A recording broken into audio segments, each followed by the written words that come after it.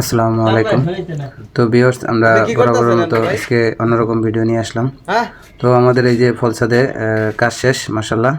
তো কাজ শেষে আমরা যে আপনার ওয়াল পাস ফটোগুলো করেছিলাম, তো এই ফটোগুলো সুন্দর করে এই আপনার বালু দিয়ে আস্তর করে দিচ্ছি।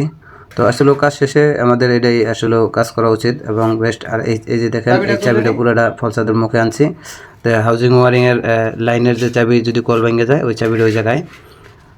তো চাবিটা এই জায়গায় আনার কারণ হলো এই যে আপনার বাড়িওয়ালা বলছে যে হাতের বগলে যেন চাবিটা থাকে, তো এই চাবিটা এখানে দিছি। তো বলছিলাম যে বাথরুমের ভিতরে কনসেল ওয়ারিংয়ের ভিতরে দিয়ে দিই, যে 7 ফিট 5 ইঞ্চি নিচে নামাই দেবো। তো ওই কনসেল স্টক ব্যবহার করতে দেয় না, তো ফলসাদের চাবিটাই দূরে এনে দিলাম, মানে ফলসাদের মুখের ভিতরে আনলাম। তো এই চাবিটা আনাটা আমাদের কীরকম হলো এবং আপনার আমাদের এই যে ফলসাদের যে লাইনগুলো যেভাবে মিলাইছিলাম, তো লাইনটা কাজটা কীরকম হলো অবশ্যই কমেন্ট করে জানাবেন।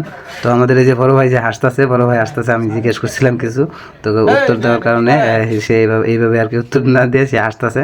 তো ভিডিওর সামনে আসলে বড় ভাই আসতেছে না। তো আমাদের এই ভিডিওটা যদি অবশ্যই ভালো লাগে তাহলে অবশ্যই লাইক, কমেন্ট এবং একটা শেয়ার করবেন।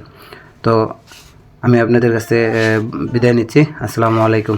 সবাই ভালো থাকবেন এবং সুস্থ থাকবেন।